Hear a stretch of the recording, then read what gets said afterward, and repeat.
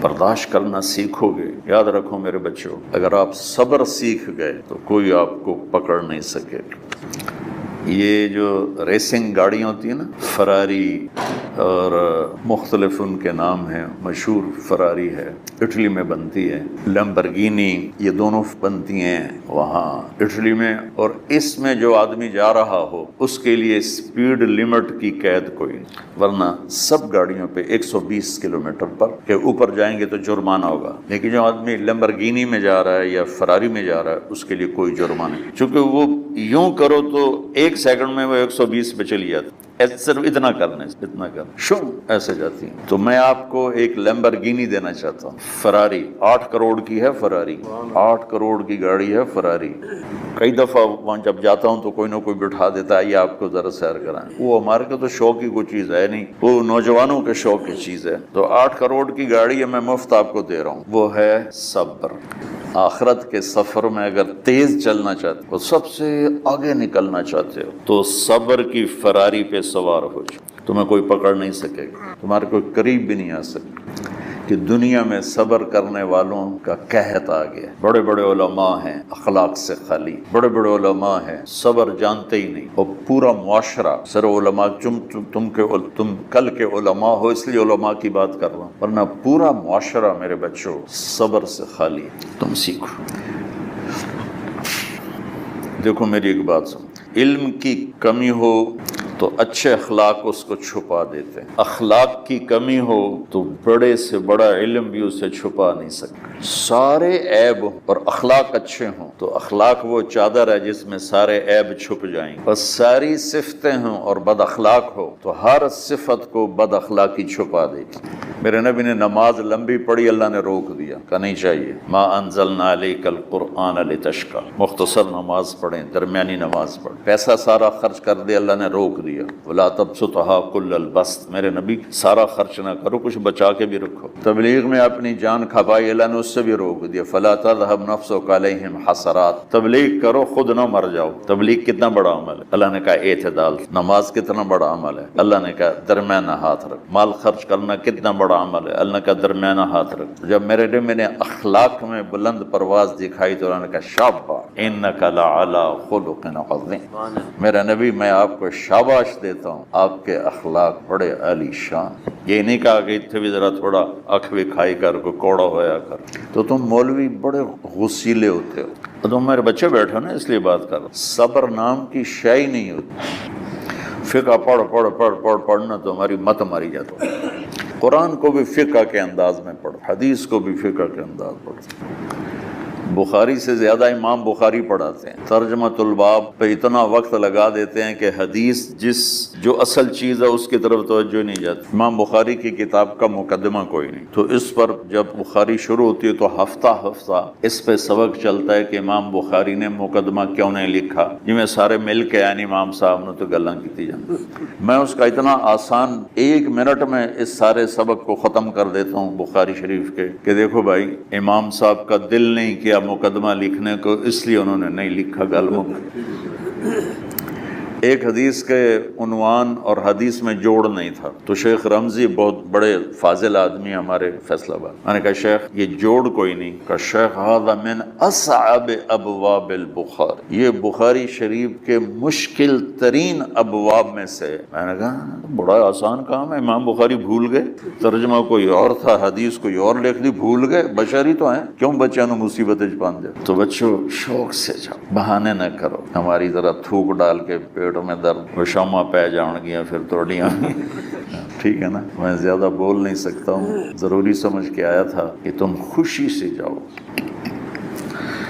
پھر اس میں جو ناگواری آئے گی اسے برداشت کرو گے تو پھر آپ کا صبر بڑھے گا۔ تمہیں صرف میری شہرت نظر آتی ہے، اس میں جتنا مجھے صبر کرنا پڑا ہے وہ تمہارے سامنے نہیں ہے، جتنی کڑوی گولیاں میں نے کھائی ہیں لوگوں سے وہ تو تمہیں نہیں پتا۔ اب تمہیں اتنا نظر آتا ہے کہ واہ واہ ہو رہی ہے آگے پیچھے لوگ، میرے اللہ کا کرم ہے، میری کیا اوقات، آج ہوں کل مر جاؤں گا، اولاد کو بھی یاد نہیں رہے گا کہ طارق جمیل کون تھا، جو ہے اس میرے رب کا کرم ہے، مجھے اپنی شہرت سے کبھی دھوکہ نہیں لگا۔ تو میرے بچوں اس لیے بتا رہا ہوں کوئی فخر کہ مجھے اپنی شہرت سے کوئی دھوکہ نہیں، ایک لمحے کے لیے بھی مجھے دھوکہ نہیں، میرے دل کی گہرائیوں یہ بات اتری کہ سب میرے اللہ کا فضل ہے، اور برائی کرنے والا اور اچھائی کرنے والا میری نظر میں برابر ہو گیا ہے۔ برابر ہونے کا مطلب پہلے سمجھو، تم مجھے گالی دو گے مجھے تکلیف ہوگی، تو میری تعریف کرو گے مجھے خوشی ہوگی، اس کو برابری نہیں کہتے، وہ تو ایک طبعی چیز ہے۔ یہ میں نے ہاتھ پہ اپنا ہی ہاتھ مارا تو اس کو درد ہو رہا، تو اگر میں مولوی شوکت صاحب سے بدتمیزی سے بات کروں گا تو ان کو تکلیف ہوگی، اور میں ان کی قربانیاں بیان کروں گا۔ یہ ذرا کھڑے ہونا، ادھر ہاتھ دو، یہ اس سارے نقشے کے بانی ہیں۔ یہ پہلی اینٹ ہے، یہ 3000 روپے اس وقت لے رہے تھے 1985 میں 86 میں کراچی، 7,000 ان کی تنخواہ تھی، اور میں نے ان کو تلمبے میں بلایا 900 روپے مہینے پر۔ کتنا فرق ہے 7,000 اور 900 کا؟ لوگ میری تعریف کرتے ہیں، میں اللہ کا شکر ادا کرتا ہوں، اور اس پہ میں تکبر میں نہیں آتا۔ یہ ہے مدح اور ذم برابر ہو جائے، یعنی تعریف کرنا اور برائی کرنا برابر ہو جانے کا مطلب یہ نہیں ہے کہ برائی سن کے اثر نہیں ہوتا اور تعریف سن کے اثر نہیں ہوتا، نہیں، برابر ہونے کا مطلب بتا رہا ہوں، اس کی توفیق تائید رحمت اپنی اولاد کو بتا رہا ہوں۔ کوئی میری تعریف کرتا ہے میں اللہ کا شکر ادا کرتا ہوں اور اپنے آپ کو بھولتا نہیں، کوئی میری برائی کرتا ہے تو میرے دل میں اس کے لیے کوئی منفی جذبہ نہیں پیدا ہوتا۔ یہ ہے اچھائی برائی کو برابر کرنا، کہ میرے اوپر مختلف الزام لگتے ہیں تو میں ان کو پی جاتا ہوں، اور اس طرح کا معاملہ کرنے والوں سے اپنے دل کو بالکل صاف رکھتا ہوں، بالکل صاف، اور میرا ان سے معاملہ اسی طرح ہوتا ہے جیسے پھر آؤ جی، اپنی وجہ سے کبھی کسی سے قطع تعلق نہیں کرتا۔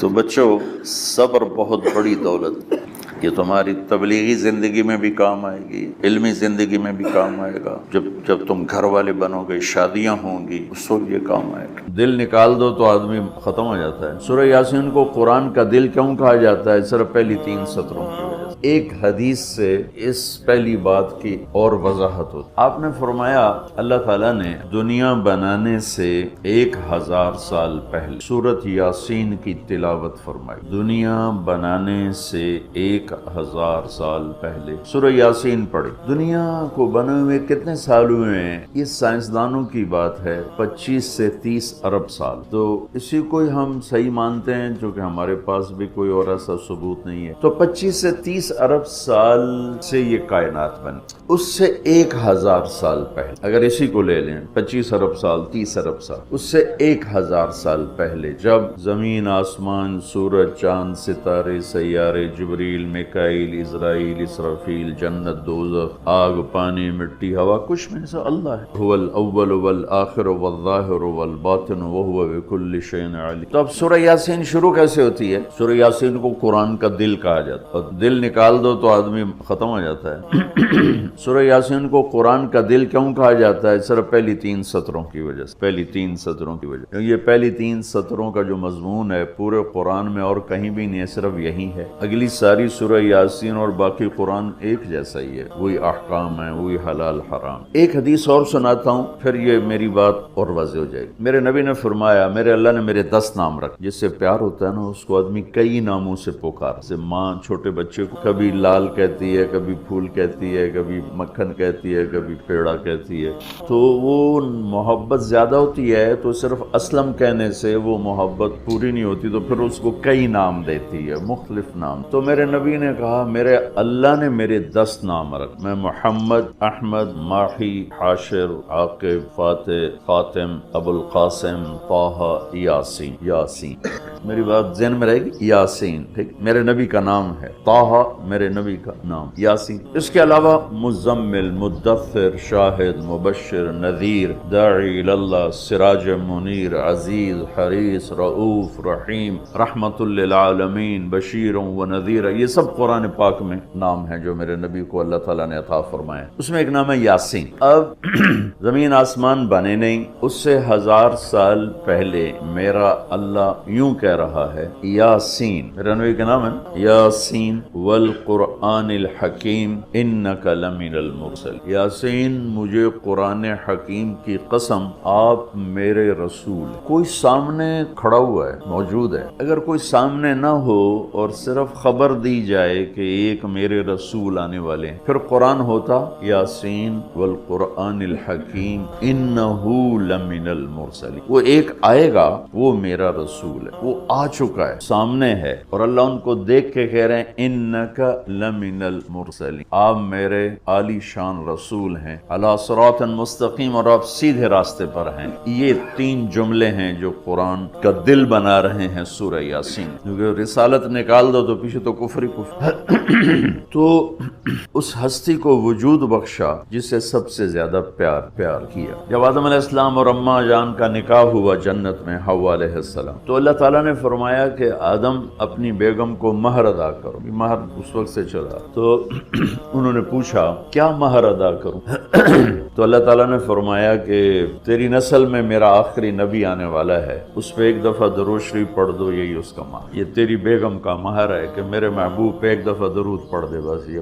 تو آدم علیہ السلام بھی سوچ میں پڑ گئے کہ یہ کون ہے جو میری نسل میں ہے اور مجھے اس پہ درود پڑھنے کا حکم دیا جا رہا۔ یہ ہمارے اوپر اللہ کا احسان ہوا کہ اس نے ہمیں ایک عالی شان نبی کا امت، سب کی نبوت آئی اور چلی گئی، آئی اور چلی گئی، آئی اور چلی گئی۔ یہ جو ڈی پی او ہے، ڈی سی او ہے، آتا ہے، اس کی نیم پلیٹ لگتی ہے، جب وہ اس کا ٹرانسفر ہوتا ہے تو نئی پلیٹ لگ جاتی۔ آپ معراج پہ تھے، اللہ سے بات کر رہے کہ یا اللہ، آپ نے ابراہیم علیہ السلام کو خلیل بنایا، موسیٰ علیہ السلام کو کلیم بنا، داؤد علیہ السلام کو لوہا نرم کر کے دیا، سلیمان علیہ السلام کو ہوا تابع کر کے، عیسیٰ علیہ السلام کو مردے زندہ کرنے کا معجزہ دیا، میرے لیے کیا ہے؟ فماذا جعلت لی؟ تو اللہ تعالیٰ نے کہا میرے محبوب اولیس قد اعطیتک افضل من ذلک کل، میں نے آپ کو وہ دیا جو کسی کو بھی نہیں، آپ کو میں نے وہ دیا ہے کسی کو۔ یا اللہ وہ کیا ہے؟ کہ تیرا میرا نام اکٹھا ہو گیا ہے، جدا نہیں ہو سکتا۔ لا الہ الا اللہ، آگے پڑھو، بولو۔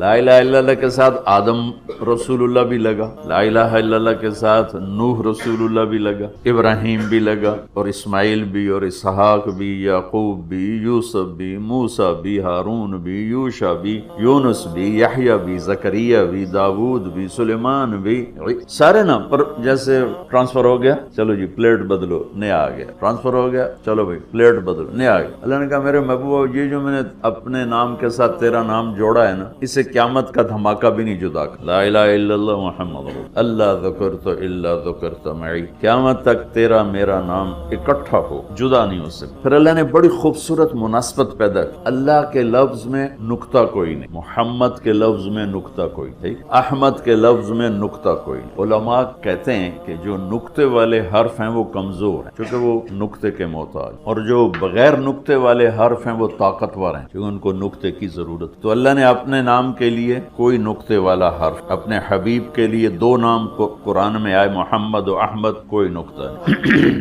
دوسری مناسبت، اللہ کے نام میں 4 حرف ہیں، الف لام لام ہا، 4۔ محمد میں اللہ نے 4 حرف رکھے، میم ہا میم دال۔ احمد میں اللہ نے 4 حرف رکھے، الف ہا میم دال۔ تو اللہ نقطہ کوئی نہیں، محمد احمد نقطہ کوئی نہیں، اللہ 4 حرف ہیں، محمد اور احمد 4 حرف ہیں، یہ 12 ہو۔ جب اللہ نے کلمہ جوڑا لا الہ الا اللہ محمد رسول اللہ، تو لا الہ الا اللہ میں بھی 12 حرف ہیں اور محمد الرسول اللہ میں بھی 12 حرف سے طول کے ہمیں۔ تو اللہ تعالیٰ نے فرمایا کہ میرے محبوب آپ کو میں نے وہ دیا ہے جو کسی کو بھی نہیں دیا، کہ قیامت تک آپ کا نام میرے نام ساتھ جڑ گیا ہے، اور اب مجھ تک آنے کا کوئی راستہ نہیں سوائے آپ کی غلام۔ جو اللہ تعالیٰ ہمارے شاعر کی بخشش کرے کہ محمد سے وفاتوں نے تو ہم تیرے ہیں، یہ جہاں چیز ہے کیا لوح و قلم تیرے ہیں۔ کیا خوبصورت سارے اسلام کو ایک شعر میں بیان کر دیا۔ تو اللہ تعالیٰ نے ہمیں جناب رسول اللہ صلی اللہ تعالی علیہ وسلم کی نبوت دی، پھر اللہ نے آپ کی نبوت کی پر ایسی حفاظت فرمائی کہ کوئی چیز آپ کی ادھر ادھر نہیں ہو. کچھ زندگی میں جس چیز کو میرے نبی نے یوں ٹچ کیا ایک دفعہ، اللہ نے اس کو بھی محفوظ کر دیا ہے. 1439 سال ہو چکے ہیں، آپ کی زندگی کی کوئی چیز غائب نہیں ہے، محفوظ ہے قرآن کی طرح، لوح محفوظ کی طرح. میرے رب کا اپنے محبوب کی زندگی پر پہرا ہے. کیوں؟ چونکہ قیامت تک نمونہ آپ کی ذات، تو آپ کی ذات نمونہ ہے تو پھر نمونہ موجود ہونا چاہیے. عیسیٰ علیہ السلام کی زندگی موجود ہی کوئی نہیں، موسیٰ علیہ السلام کی زندگی موجود ہی کوئی نہیں، لیکن میرے نبی کی زندگی پیدائش سے لے کر اور دنیا سے جانے تک کی ہر چیز موجود ہے. اس کی ایک میں مثال دیتا ہوں کہ ہمارے ہاں یہ تو پیڑھی والے لوگ ہیں نا کہ ان کا سلسلہ نسب اللہ کے نبی سے ملتا. ہم تو راجپوت سے مسلمان ہوئے، بدن کیڑی پیڑھی مسلمان ہوئے، پیچھے ہندو تھے، سکھ تھے، وہ بھی کوئی پتہ کوئی. تو صرف ایک ہستی ہے کائنات میں جس کی پیڑھی آدم علیہ السلام تک ہے، باقی کسی کی بھی نہیں. وہ ہے میرے آپ کے نبی محمد بن عبداللہ بن عبد المطلب بن ہاشم بن عبد مناف بن قصی بن کلاب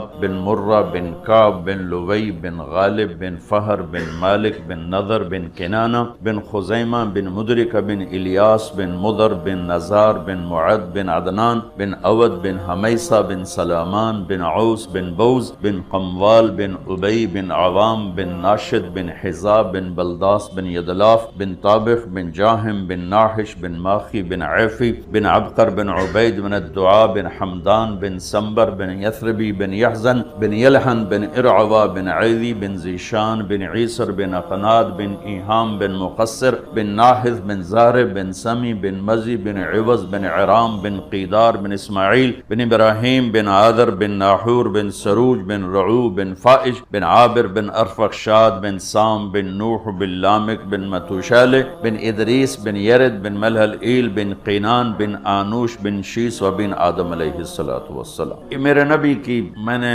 گھوٹکی میں بیان کیا پرانی بات، میں نے پیڑھی سنائی. اگلے دن کوئی 8 بجے دو دوست آ گئے بڑے بھاگے کہ جی وہ کچے سے ڈاکوؤں کا سردار آپ کو ملنے آیا. میں نے کہا میرے پاس تو پیسے کوئی نہیں، مجھ سے کیا لیں؟ جی آپ کو ملنا چاہتا. میں نے کہا بلا لو. تو وہ آ گیا جی، چھوٹا سا قد، تو آ کے وہ ملا بڑی عقیدت سے. تو سندھی سرائکی سے ملتی جلتی اور ہماری سرائکی ہے زبان، تو تھوڑی تھوڑی مجھے سمجھ میں آئی اس کی. وہ اردو جانتا نہیں تھا، اپنی سندھی میں بول رہا تھا اور کافی سارا میں سمجھ رہا تھا سرائکی کی وجہ سے. تو وہ کہنے لگا سائیں تساں جو نبی دا پیڑھی سنایو، رات تساں جو نبی دا پیڑھی سنایو، اور ساتھ ہی اس نے زارو قطار رونا شروع کر. مجھے رونا آیا کہ ایک ڈاکو کے دل میں بھی نبی کی کیا عشق کروں گا. انہوں نے رونا شروع کر تو سنجو نبی دا پیڑھی سنا. اور مجھے بعد میں پتا چلا کہ پھر اس نے توبہ کر، پھر ایسی توبہ کی کہ پیچھے پلٹ کے نہیں دیکھ. پھر اس کے ساتھیوں نے اس کو قتل کر دیا. اس نے موت قبول کی، پھر اس نے دوبارہ صرف نبی کی پیڑھی سن کے انہوں نے کہا سائیں میری توبہ. تو میرے بھائیو، اللہ نے ہمیں ایک عظیم الشان ہستی سے نوازا ہے. اس وقت ہمارے زوال کی ایک بہت بڑی وجہ ہے کہ ہم نے اپنے نبی کی تعلیمات کو بھی چھوڑ دیا، ان کی باتوں کو بھی چھوڑ دیا، ان کی باتوں کا یقین چھوڑ دیا. تو میرے رب نے فرمایا لو استفتحونی کل باب جاؤنی من کل طریق لا افتح علیہم الا ان یکونوا وراءک. یہ ابن القیم رحمہ اللہ نے اپنی کسی کتاب میں یہ حدیث قدسی نقل کی ہے کہ میرے محبوب آپ پوری دنیا کے انسانوں کو بتا دیں کہ یہ جس دروازے سے بھی آئیں گے، آنے کی کوشش کریں گے نا میرے پاس، میں نے وہ دروازے بند کر دیے ہیں. جس راستے سے آنے کی کوشش کریں گے، میں نے وہ راستے بند کر دیے ہیں. اب میں نے ایک دروازہ کھلا رکھا ہے اور میں نے ایک راستہ کھلا رکھا ہے، وہ ہے آپ کے پیچھے چل کے آ جائیں. قُلْ إِن كُنتُمْ تُحِبُّونَ اللَّهَ فَاتَّبِعُونِي. اگر تمہیں اللہ کو پانا ہے تو پھر میری اتباع کرو، میری شبیہ اختیار کرو، میرے اخلاق عادات اختیار کرو، تو پھر اللہ تم سے راضی ہے. اس کے علاوہ وہاں جو خاندانی سکے ہیں وہ نہیں چلتے کہ میں تو شاہ جی ہوں، میں تو قریشی صاحب ہوں، میں تو میاں صاحب ہوں. وہاں صرف ایک ہی سکہ چلتا ہے کہ کون جناب رسول اللہ صلی اللہ تبارک و تعالی علیہ وسلم کی مبارک زندگی کو اپناتا ہے اور آپ کی باتوں پر پختہ یقین رکھتا ہے اور ایمان لاتا ہے۔ ابو ذر رضی اللہ تعالیٰ عنہ کو حضرت عثمان رضی اللہ تعالیٰ عنہ نے ایک ویران جگہ ربضہ تھی وہاں بھیج دیا تھا۔ وہ حج کے دنوں میں راستہ عراق سے لوگ جو حاجی آتے تھے تو وہ شارٹ کٹ کے طور پر مکہ جاتے ہوئے ربضہ سے گزرتے تھے، باقی سارا سال وہ راستہ ویران رہتا تھا۔ تو وہ اپنی بیوی، بیٹی اور خود 3 افراد کے ساتھ وہاں جا کے قیام فرما لیا۔ ان کی موت کا وقت آ گیا تو ان کی بیگم کہنے لگی اب ہم اس ویرانے میں ہیں، میں بوڑھی عورت، یہ چھوٹی بچی، تجھے غسل کون دے گا، تجھے کفن کون دے گا، تیرا جنازہ کون پڑھے گا، تیری قبر کون کھودے گا، تجھے قبر میں اتارے گا کون؟ سبحان اللہ۔ کہنے لگے اللہ کی بندی، ما کذبت وما کذبت، نہ میں تمہیں جھوٹ بول رہا ہوں نہ کہنے والا کبھی جھوٹ بولتا تھا۔ میں ایک مجلس میں تھا اور میرے نبی پاک صلی اللہ علیہ وسلم نے فرمایا تھا اس مجلس میں ایک شخص ایسا ہے جو اکیلا رہے گا، اکیلا مرے گا، اکیلا قیامت کے دن اٹھے گا اور اس کا جنازہ مسلمانوں کی ایک جماعت پڑھے گی۔ اور میں نے دیکھا کہ اس مجلس کے جتنے ساتھی تھے وہ مجھ سے پہلے مر گئے اور شہروں میں مر گئے، میں اکیلا رہ گیا ہوں اس جنگل میں، تو مجھے یقین ہے کوئی میرا جنازہ پڑھنے آئے گا۔ وہ کہنے لگی انا وقد انقطع الحاج، کہنے لگی ابو ذر یہ کیسے ہوگا، اب تو حج بھی کوئی نہیں ہے کہ حج کے قافلے گزریں اور کوئی تیرا جنازہ پڑھ دیں۔ فرمانے لگے کہنے والا بہت سچا ہے، یہی یقین کر لو۔ کتنی عام بات ہو گئی ہے، جھوٹ کے بغیر تو تجارت نہیں چلتی، جھوٹ کے بغیر تو کام نہیں چلتا، سود کے بغیر تو بڑا کام نہیں ہو سکتا۔ کتنا بڑا ہم نے اللہ کے نبی کی بات کو ٹھکرا کے رکھ دیا۔ میرے نبی نے فرمایا کہ جھوٹ الصدق ینجی والکذب یہلک، جھوٹ ہلاک کر دیتا ہے، سچ کامیاب کر دیتا ہے۔ سود سے اللہ مال گھٹاتا ہے اور صدقے سے اللہ مال بڑھاتا ہے۔ کہنے لگے جا راستے پر بیٹھ، کوئی آئے گا۔ تو وہ جا کے بیچاری، انہوں نے کہا چلو بوڑھا آدمی ہے۔ فرمایا کیا ہوا؟ کہ کوئی بھی نہیں آیا، اللہ کے بندے آئے گا بھی کوئی نہیں۔ اچھا، اگلا دن گزرا، اگلا دن آیا، فرمایا کہ بیگم جاؤ اور راستے پہ بیٹھ جاؤ۔ کہنے لگی وہ راستے میں ریت کے سوا کچھ نہیں ہے۔ کہا تو جا تو صحیح۔ وہ جا کے بیٹھ گئی، کوئی بھی نہیں گزرا۔ شام کو واپس آئیں، کہنے لگی کوئی بھی نہیں گزرا۔ تیسرا دن آیا اور آپ کو اپنی موت کی آہٹ محسوس ہوئی۔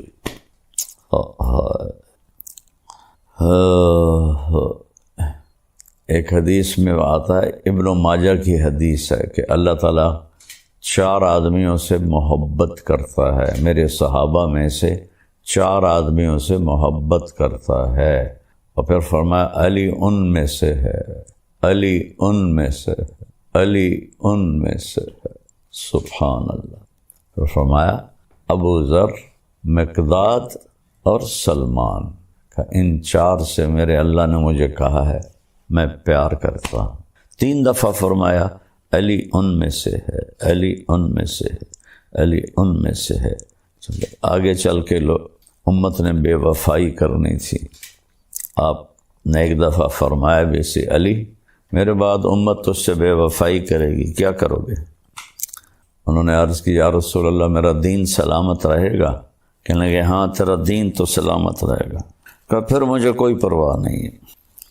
اور پھر اپنے ساتھیوں کی بے وفائیوں سے اتنا دکھی ہوئے کہ فجر کی نماز پڑھ کے مصلی پر بیٹھتے تھے تو داڑھی کو ایسے پکڑتے تھے، فرماتے تو کب رنگین ہوگی، تو کب رنگین ہوگی، تو کب رنگین ہوگی۔ ایک دفعہ آپ بہت بیمار ہوئے تو عرض کی یا رسول اللہ مجھے تو لگتا ہے کہ میری موت کا وقت آ گیا ہے، تو آپ نے فرمایا علی نہیں ابھی نہیں، تو اس دن مرے گا۔ آپ نے اپنا ہاتھ ایسے رکھا، جب تیرے اس سر کے خون سے یوں ہاتھ نیچے لائے تیری یہ داڑھی رنگین ہوگی تو اس دن مرے گا، تو اس سے پہلے نہیں مرے گا۔ تو پھر وہ حدیث یاد کر کے ایسے داڑھی پکڑتے اور کہتے تو کب رنگین ہوگی، تو کب رنگین ہوگی۔ کہ آپ کے جو تھے ماننے ساتھی وہ انتہائی بے وفا تھے۔ مصر پر معاویہ بن خدیج رضی اللہ تعالیٰ عنہ نے امیر معاویہ رضی اللہ عنہ کی طرف سے حملہ کیا اور اس پہ قبضہ کر لیا، اور حضرت ابوبکر کے بیٹے محمد بن ابی بکر کو قتل کر کے ان کی لاش کو گدھے کی کھال میں لپیٹ کے آگ لگا دی۔ حضرت علی رضی اللہ تعالیٰ عنہ انتہائی غمگین ہوئے اور حکم دیا کہ نکلو ان کے خلاف جہاد کے لیے، اور آپ خود نکلے اور خیمہ کوفے کے باہر لگا کے آپ نے وہاں قیام کیا۔ صبح اٹھے تو ایک آدمی بھی نہیں آیا ہوا تھا، ایک آدمی بھی نہیں آیا ہوا تھا، اور کوفہ مرکز تھا آپ کے محبت کرنے والوں کے۔ تو آپ انتہائی دل برداشتہ ہو کر پھر واپس چلے گئے اپنے گھر۔ تو اس لیے 3 دفعہ کہا 4 آدمیوں سے اللہ پیار کرتا ہے اور علی ان میں سے ہے، علی ان میں سے ہے، علی ان میں سے ہے، اور ابو ذر بھی ان میں سے ہے، مقداد بھی ان میں سے ہے، سلمان بھی ان میں سے۔ کہ جب تیسرا دن آیا تو بیٹی سے کہنے لگے بیٹی بکرا ذبح کر اور کھانا تیار کر، آج مہمان آئیں گے میرا جنازہ پڑھنے۔ اللہ اکبر، اللہ اکبر، ایسا یقین اللہ کے نبی کی بات پر۔ اور ہم کیسے اپنے محبوب، ایک تو ہماری نسل کو پتہ ہی نہیں ہمارے نبی کون ہے۔ یہ جو ہمارے انگلش میڈیم سکولز ہیں، ہماری حکومتیں ہیں، انہوں نے نصاب سے نبی کی زندگی نکال کے رکھ دی ہے۔ بچوں کا قصور نہیں ہے، ماں باپ، پہلا قصور ماں باپ کا کہ ظالموں اگر اسکول میں کچھ نہیں پڑھا رہے تو تم تو پڑھاؤ کہ میرا نبی کیسا تھا۔ اللہ نے فطرت میں رکھ دی ہے نبی کی محبت۔ پرانی بات ہے، میری کمر میں بہت درد ہو گیا تو 2 مہینے میں نے رائمنڈ سے چھٹی کی۔ تو اب میں سوچوں کہ میں وقت کیسے گزاروں، کہ میری زندگی تو اللہ کے فضل سے یوں چلی ہے، اللہ چلاتا رہے، اسی پہ موت آئے۔ اس طرح اللہ نے مجھے گھمایا اپنا نام کے ساتھ۔ تو وہ تنہائی اور بیکاری، طبیعت خراب ہونے لگی۔ چھٹیاں تھیں تو میں نے اپنے فیملی کے سارے بچے، یہ میرے بچے بھی چھوٹے چھوٹے تھے، بہنوں کے بچے بھی چھوٹے چھوٹے تھے، میرے بھائی کے بچے بھی چھوٹے چھوٹے تھے، سب کو میں نے اکٹھا کر لیا اور میں ان میں تعلیم کرواتا، یہ فضائل اعمال ہے۔ اور وہ بچے تھے، وہ کہیں مجھے بڑے ابا کہتے تھے بڑے ابا یہ تو کل بھی سنی تھی۔ تو میں پریشان ہو گیا، بھائی اب میں کیا کروں، جو میں حدیث شروع کروں یہ تو کل بھی سنی تھی۔ تو اللہ نے میرے ذہن میں ڈالا، میں نے کہا اچھا اس کو ہم چھوڑتے ہیں، میں آپ کو اپنے نبی کی زندگی سناتا ہوں۔ کہنے لگے ہاں۔ تو میں نے 2 مہینے پورے اللہ کے فضل و کرم کے اپنے نبی کی پوری زندگی سنائی۔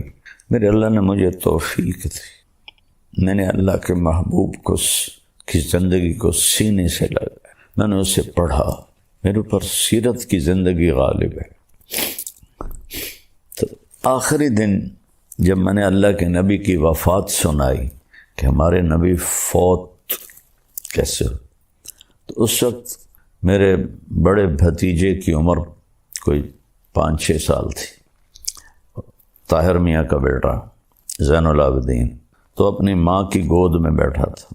تو جب میں نے یہ بتایا نا تو وہ دھاڑیں مار کے رونے لگا۔ 5 سال کے بچے کو تو پتہ بھی نہیں ہوتا نبی کون ہوتا ہے، واللہ وہ دھاڑیں مار کے رونے لگا اور ماں سے ایسے لپٹ گیا، ہمارے نبی کیوں فوت ہو گئے، ہمارے نبی کیوں فوت ہو گئے، ہمارے نبی کیوں فوت ہو گئے۔ علی میرا بیٹا ہے، اس کو سب سے پہلے میں 2.5 سال کی عمر میں عمرے پر لے گیا۔ جب میں اپنی ماں کے ساتھ گیا وہاں ریاض الجنہ میں، ماں سے کہتا ہے ماما میں نے اپنے نبی کو دیکھنا ہے، میں نے اپنے نبی کو دیکھنا ہے۔ والدین نے یہ فطرت اولاد کی مسخ کر دی، تباہ کر دی۔ انگلش بولیں، انگلش بولیں۔ تو کبھی زبان سے بھی کوئی قوم عروج پاتی ہے۔ چین والوں نے کتنی انگلش سیکھی ہے، جاپان والوں نے کتنی انگلش سیکھی ہے، کوریا والوں نے کتنی انگلش سیکھی ہے۔ وہ کمبخت 100 سال ہمیں غلام بنا کے گئے، اس غلامی سے نکلتے ہی نہیں ہے، نسل جانتی ہی نہیں ہے اللہ کا نبی کون ہے، تو ان کے سامنے زندگی کیسے آئے گی کہ زندگی گزارنے کیا ہے؟ تو پھر وہ بوائے فرینڈ بنائیں گی لڑکیاں، گرل فرینڈ بنائیں گے لڑکے، فحاشی آوارگی کی فضا بنے گی، نشوں پہ لگیں گے۔ ہمارے زمانے میں یعنی میں 71 تک رہا ہوں گورنمنٹ کالج، اور 64 سے 69 تک میں رہا ہوں سینٹرل ماڈل اسکول۔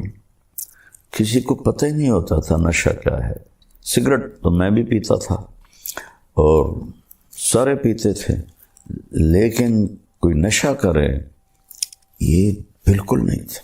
اور مجھے یاد نہیں کہ کوئی لڑکی ننگے سر، کو ایجوکیشن تھی ہماری گورنمنٹ کالج میں، مجھے یاد نہیں کوئی لڑکی ننگے سر ہوتی تھی، اور ان کے بیٹھنے کا سیکشن اور جگہ الگ ہوتی تھی، لڑکے الگ بیٹھتے تھے۔ اب ہمارے کالج یونیورسٹیز نشے سے بھرے ہوئے اور پہلے مجرم ماں باپ ہیں جنہوں نے انہیں نہ قرآن سکھایا، نہ نبی کی زندگی سکھائی، نہ انہیں آخرت بتائی۔ پڑھو پڑھو پڑھو پڑھو پڑھو، سب اے آنے چاہیے، بی نہیں آنا چاہیے، سی نہیں آنا چاہیے۔ دکھ سے کہہ رہا ہوں، میری اپنی نسل ہے، میری تو محنت ہی اسی پر ہوئی ہے، تو مجھے رونا آتا ہے جب میں اپنی نسل کی بربادی دیکھتا ہوں۔ بیٹی سے کہہ رہے ہیں ابو ذر بکرا ذبح کر، کھانا تیار کر، آج مہمان آئیں۔ وہ بھی دل میں کہنے لگی بیچارہ مرنے والا ہے ابا، اس کی کوئی عقل پہ مسئلہ آ گیا ہے۔ بیوی سے کہا جاؤ جا کے راستے میں بیٹھو۔ سبحان اللہ۔ دوپہر سے پہلے، دوپہر ہو رہی تھی تو دور سے غبار اڑتا نظر آیا۔ تیسرا دن تھا، جنگل ویران۔ جب اس نے غبار اڑتا دیکھا تو وہ کھڑی ہو گئی، انہوں نے ایسے اپنا ہاتھ لہرایا تو وہ جو سوار تھے 20 آدمی تھے، سارے اونٹوں پہ سوار تھے، تو انہوں نے دیکھا ویرانے میں ایک عورت کھڑی ہوئی ہے، تو انہوں نے اپنے اونٹوں کا رخ پھیر دیا اس بی بی کی طرف، تو کہنے لگی هل لکم من رغبت ان تسلوا جنازۃ صحابی الرسول، فرمانے لگے کیا آپ لوگ مہربانی کریں گے کہ ایک صحابی رسول فوت ہو رہا ہے، اس کا جنازہ پڑھو۔ تو انہوں نے پوچھا من ہوا، کون ہے وہ؟ انہوں نے کہا ابو ذر غفاری۔ تو سب رونے لگے، سب، اور سب کے منہ سے نکلا نفدیہ بآبائنا و امہاتنا، ہمارے ماں باپ ابو ذر پہ قربان۔ یہ کون لوگ تھے؟ ان کے امیر تھے حضرت عبداللہ بن مسعود رضی اللہ تعالیٰ عنہ، جو بہت بڑے صحابہ میں سے ہیں، بدری صحابی ہیں۔ یہ عمرے کے لیے جا رہے تھے مکہ مکرمہ، تو شارٹ کٹ اختیار کیا کہ جلدی عمرے پر پہنچ جائیں۔ حج تو گزر چکا تھا، اصل تو وہ عمرے کے لیے نہیں جا رہے تھے، میرا رب ابو ذر کے جنازے کے لیے ان کو عراق سے چلے تھے، جب یہ وہاں ان کے گھر داخل ہوئے تو ابو ذر مسکرائے اور اپنے بیوی سے فرمایا، آ گیا نا، دیکھ لیا نا، میں نہیں کہتا تھا، نہ میں جھوٹ کہہ رہا ہوں، نہ کہنے والے نے جھوٹ کہا تھا۔ پھر فرمایا کہ حالانکہ ان میں عبداللہ بن مسعود بھی موجود ہیں، دیکھو بھائی مجھے کفن وہ دے جس نے کبھی حکومت کی نوکری نہ کی، اور حکومت تو اس وقت نہیں تھی، خلافت راشدہ تھی حضرت عثمان کی، اور میرا جنازہ وہ پڑھائے جس نے حکومت کی نوکری نہ کی ہو۔ تو سب کے سب نے کی ہوئی تھی۔ ایک نوجوان بالکل انصاری، اس نے کہا، وہ عمر میں ہی چھوٹا تھا، انہوں نے کہا جی میں نے آج تک حکومت کی کوئی نوکری نہیں کی، اور یہ جو احرام ہے یہ میری ماں نے اپنے ہاتھوں سے تیار کیا، جیسے گھروں میں کھڑیوں پر تیار ہوتا تھا، یہ میری ماں نے تیار کیا ہے، تو بس یہ میرا احرام ہوگا، یہ میرا کفن ہوگا، اور تو میرا جنازہ پڑھائے۔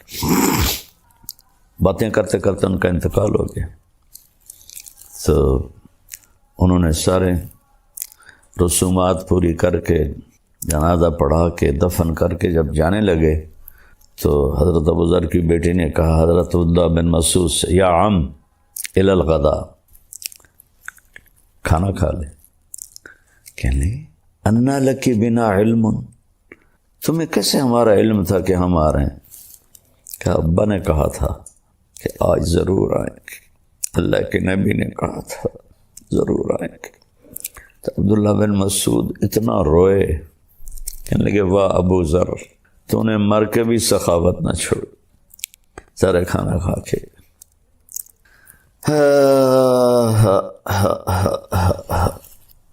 بھولی بسری داستانیں رہ گئیں بیٹا۔ پیسہ ہی خدا ہے آج کل، پیسہ ہی نبی ہے، پیسہ ہی اسلام ہے، پیسہ ہی دین ہے، پیسہ ہی عزت ہے۔ مرتا ہے انسان کم بخت تو ہر شے مٹی ہو کے جا کے قبر میں سو جاتا ہے، سب کمایا چھوڑ جاتا ہے۔ میرے بھائی بہنوں، قرآن کا سب سے بڑا پیغام ہے توحید، لا الہ الا اللہ۔ اس کے بعد سب سے بڑا پیغام ہے محمد الرسول اللہ، کہ اللہ نے ایک سے پیار کیا، دیکھو تو صحیح، حبیب بنایا ہے۔ حبیب اسے کہتے ہیں جس کی محبت کی انتہا نہ ہو۔ خلیل اسے کہتے ہیں، ابراہیم خلیل اللہ ہیں، جن کی محبت مضبوطی سے گڑ گئی ہو، بڑھتی نہ ہو۔ حبیب اسے کہتے ہیں، حبیب کی اصل ہے حبہ، حبہ دانے کو کہتے ہیں، اور دانے کی صفت ہے وہ کاشت کرو بڑھتا ہے، کاشت کرو بڑھتا ہے۔ تو آپ حبیب ہیں، آپ کی محبت کی کوئی انتہا، اللہ کو جو آپ سے محبت ہے کوئی حد نہیں۔ اس کی زندگی گزار لو، چند دنوں کی بات ہے، چند صبحیں ہیں، چند شامیں ہیں، ڈھیر گزر گئیں، کچھ باقی ہیں۔ ایسا مریں کہ اللہ کا نبی استقبال کرے، اللہ کی بارگاہ میں پہنچے تو وہ کہے میرے بندے میں راضی ہوں، میری بندی میں راضی۔ زندگی تو یہ ہے، باقی تو سب جانوروں کی طرح انسان زندگی گزار رہے ہیں۔ ہمارے اور جانوروں میں اتنا ہی فرق ہے، ہم بولتے ہیں وہ بولتے نہیں، ورنہ جانور مائنڈڈ لوگ ہیں، کھانا پینا، بیوی بچے، عیاشی بدماشی فحاشی، ناچ گانا، اس کو زندگی بنایا ہوا ہے۔ جا کے دیکھو، میں 42 سال سے یورپ جا رہا ہوں، 82 سے میرا سفر شروع ہوا ہے، تبلیغ کے لیے جاتا تھا۔ مغرب میں تو سورج بھی ڈوب جاتا ہے، تم پاگل مغرب میں کہاں عزتیں تلاش کر رہے؟ ابھرنے کی جگہ مشرق ہے، ڈوبنے کی جگہ مغرب ہے۔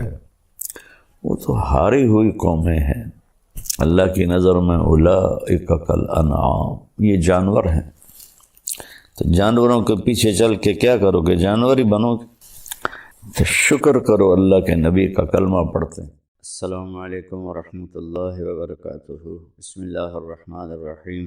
میرے محترم بھائی بہن، بچے بچیاں، سننے والے، رمضان کی آمد ہے جس کی آپ تمنا فرماتے تھے کہ یہ اللہ تعالی ہمیں فرمائے، اور اللہ نے ہر امت کو رمضان دیا، ہمارا رمضان سب سے الگ، سب سے اعلیٰ، سب سے بہتر۔ جیسے یہ کاروباری لوگوں کا سیزن ہوتا ہے تو اندھا دھند کام کر، یہ سیزن ہے اللہ کو، اس میں پھر اللہ کے نام پہ خرچ کرنا بھی ایک بہت بڑا عمل۔ ویسے تو زکوٰۃ ہے، صدقہ ہے، خیرات ہے، سارا سال دی جا سکتی ہے، رمضان میں دینے کا فائدہ یہ ہے فرض زکوٰۃ کا 1 روپیہ 70 روپے کے برابر، نفلی صدقے کا 1 روپیہ فرض روپے کے برابر ہو۔ تو اس میں گزارش ہے کہ اللہ کے نام پر کھل کر دیں، اور اللہ نے ہم سے فاؤنڈیشن بنوائی ہے MTJ کے نام پر، جو اس وقت اللہ کے فضل سے پوری دنیا میں کام کر رہی ہے۔ ہم چھوٹی سی بستی میں رہتے ہیں، چھوٹا سا قصبہ ہے تلمبا، ہم نے صرف اپنے علاقے کے لیے بنائی تھی، اللہ نے اسے دنیا میں پہنچا۔ ابھی بھی